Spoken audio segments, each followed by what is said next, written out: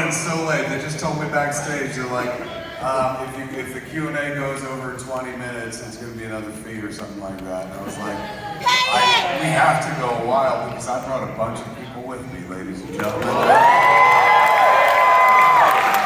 No filmmaker is an island, and you need a bunch of people to make a movie, so I'm going to bring some of those people out right now. Years ago, when we made Clerks, he played a very pivotal scene, and then years later he came back and played virtually the same pivotal scene, man. The Chuli's gum salesman, ladies and gentlemen. Give it up for Scott Sciacco!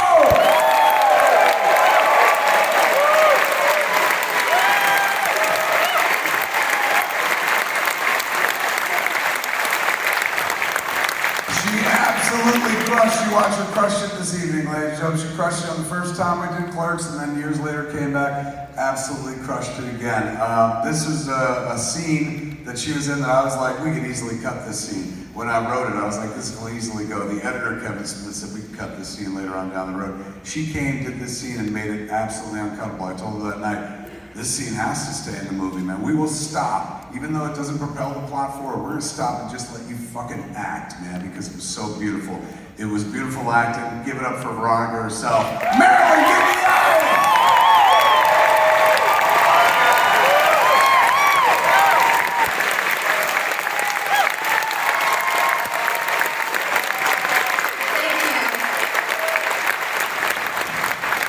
This next guy, I have spent the better part of the last 30 years standing next to either professionally or personally. We just sat in the back and watched the movie from behind, and it seemed so fucking appropriate.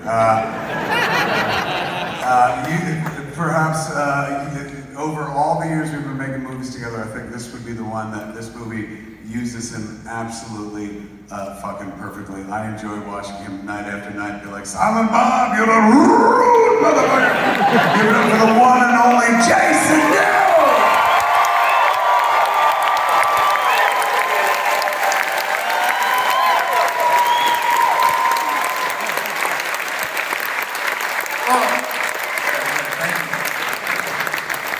And finally, kids, I've been trying to kill this motherfucker for years. And then we finally did it tonight, man. Thank God we waited this long because I got to make two of my favorite films of all time, and I got to watch him give two of my favorite performances of all time, and then wrap it all up in a swan song tonight. Give it up for the one and only Dante Hicks, the legend, Brian!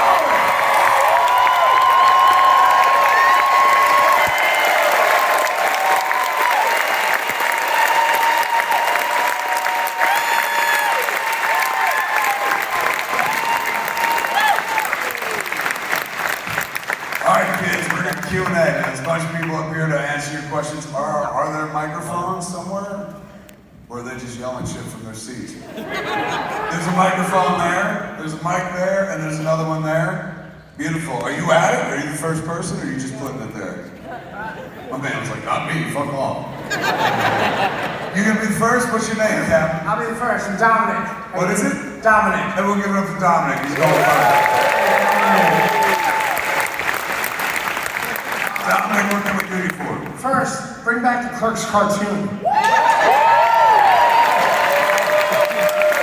We're trying, man. We're trying. Right now, it's the iteration of the Clerks cartoon that everyone knows, the Leonardo, Mr. Plug, owned by Disney, ironically enough. Isn't that weird? The only thing I have that's owned by Disney, and they won't put it on Disney Plus ever. And that leaves Hulu. So, you know, when Solar Opposites started airing on Hulu, I was like, holy shit, they're doing animation? They own Clerks. I reached out to Major and I was like, do me a favor, man, call Hulu and see if I can come in and pitch Clerks cartoon. He was like, yeah, that's a good idea. He called me back 10 minutes later, he's like, they don't want to meet with you. Because it really is like, yeah, they're not into it and shit. So we can't do that version of it because the only place we can do it is Hulu and they don't want to do it. But we can do any old Clerks cartoon. We just have to kind of reinvent it with a new look and stuff. And that's a possibility, strong possibility after this. Once this is all done and out there in the public, it might be easier to go in there and be like, how about a Clerks cartoon? And not have them be like, fuck no. Good? Here we go, over here, man.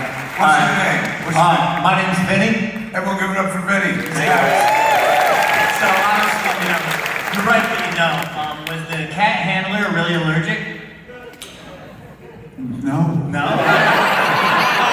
Just made that shit up, man. What about Jay being too nervous to dance in front of people? That was absolutely That true. was legit? Okay, that felt real, Scott, this one's for you. Did you really bring like some stank thing for that method role you did in this one? Say that again. I'm sorry, I missed that. The fake lung you brought in this film, was it actually like rancid?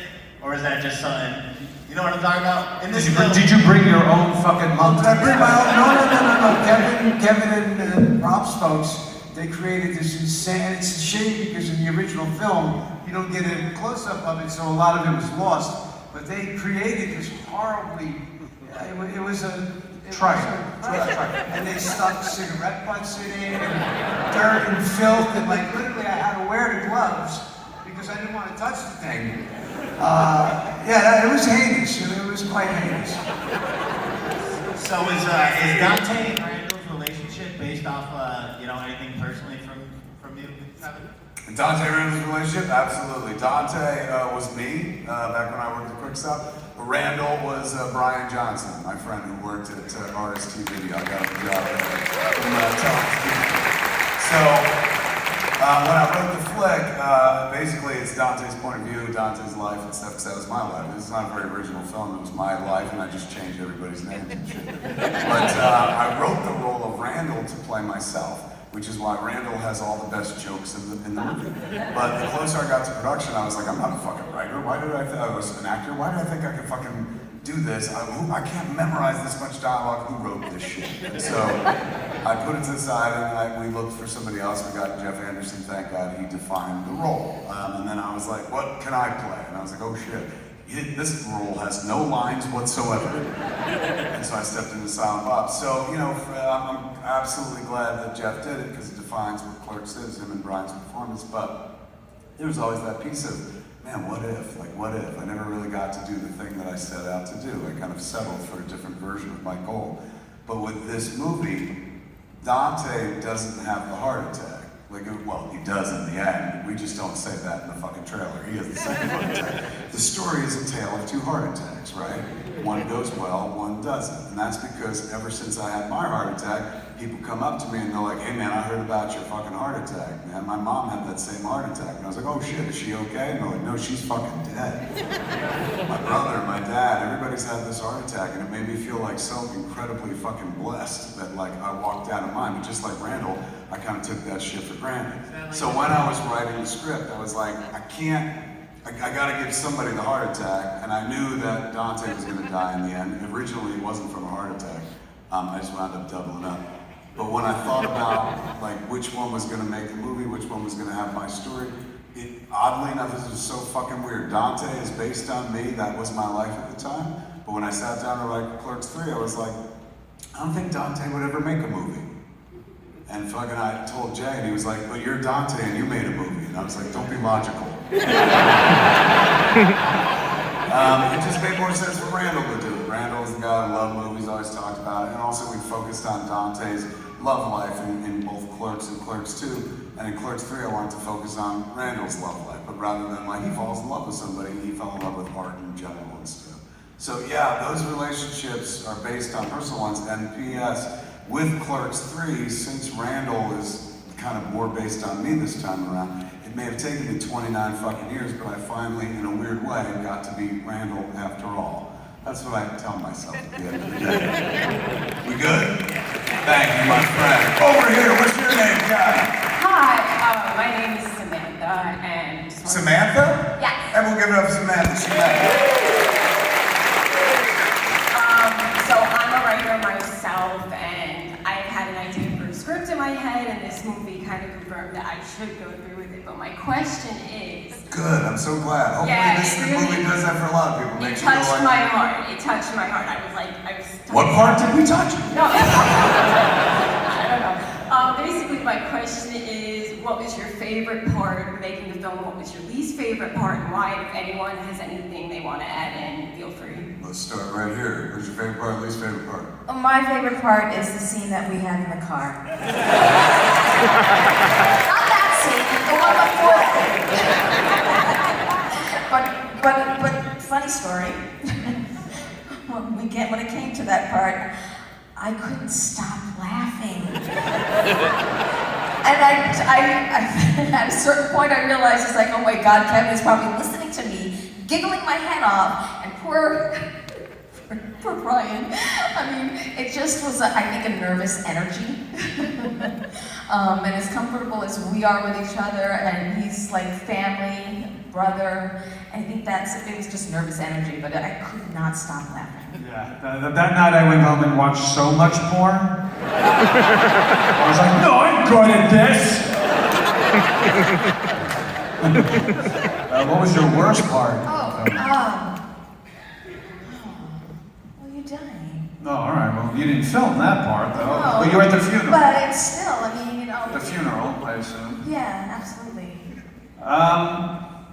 I would love to say that you laughing at me in mid-coitus was hilariously fun. But it Well, was. he's just used to that in real life. Everyone laughs when there's That is true. But I say one of my favorite scenes is with Rosario, and just that scene in the movie theater it was just so weird at the same time watching. Literally, we did have the clips of the first film playing. Just watching the second one, watching these clips playing and playing off of her was really, really, really interesting and cool. I mean, the whole movie is a fucking blast to work on. The worst, I guess laying in that hospital bed, intubated. Not really intubated, but literally like I was really filleting someone nicely. And then Kevin comes in like, this isn't right, you need to tape that shit to his face! And I'm like, shut up and just take it. And then he started laughing at me. Everybody was laughing at me. So there you go. Wow, the original, it was a blessing for a character actor to get that role. That role was written to be a bombastic scene. It was written to stand out. And it was a character actor's dream, really. I mean, no other way to put it. Coming back, this man wrote me the ultimate actor joke. We all love to make fun of the method. So when I saw that, I was like, this is great. Now I get to come back and they poke a little fun at acting in itself, you know? And I don't have any not a single bad thing at all about being a part of this man's wonderful films and getting to know these wonderful people. It's been the joy of my lifetime to watch their careers grow. Jay, Kevin, everybody. It's just been just a blessing. My favorite scene in the shoot, you know what, they were all really awesome to shoot. All the ones that we had to redo, going back and watching the old scenes and seeing myself and then trying to recreate it. But I had a lot of fun doing the dance scene for sure, out front.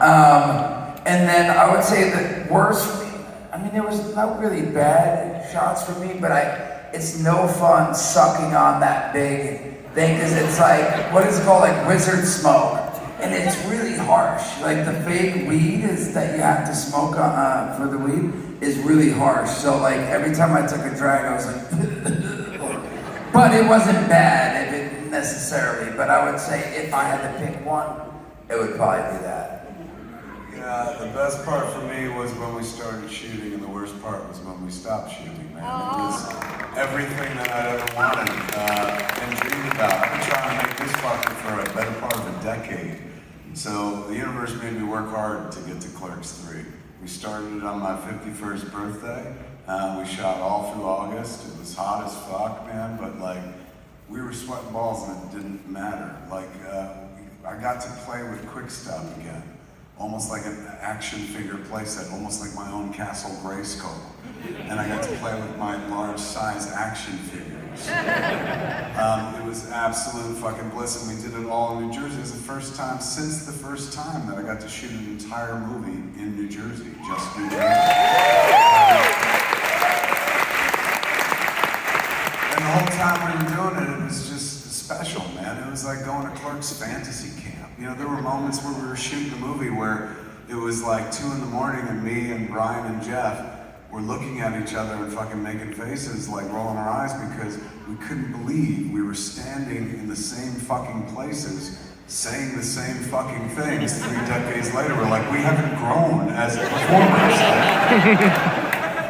But it was just fantastic, man, to be able to kind of go back and bring everybody out. Like, we shot the movie in California, like Clerks 2 was shot out in California. We wouldn't have been able to bring in all the extras. Scott Shapiro wouldn't have been with us. The fact that we were in New Jersey, and that's where most of the folks who were in Clerks still live, made it so easy and accessible to reach out to people and be like, oh my God, do you want to roll by for a couple hours? Rather than like, can we fly you out to California, put you up for a course of 3 days and stuff? It becomes cost prohibitive.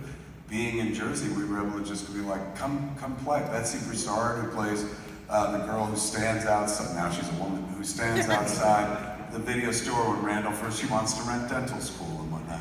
You know, I fucking ran into a friend of ours and shit, and I was like, oh shit, is Betsy around? And then she's like, yeah, is she doing anything Saturday? And she was like, I don't think so. I was like, oh, can she be in fucking Clerks 3?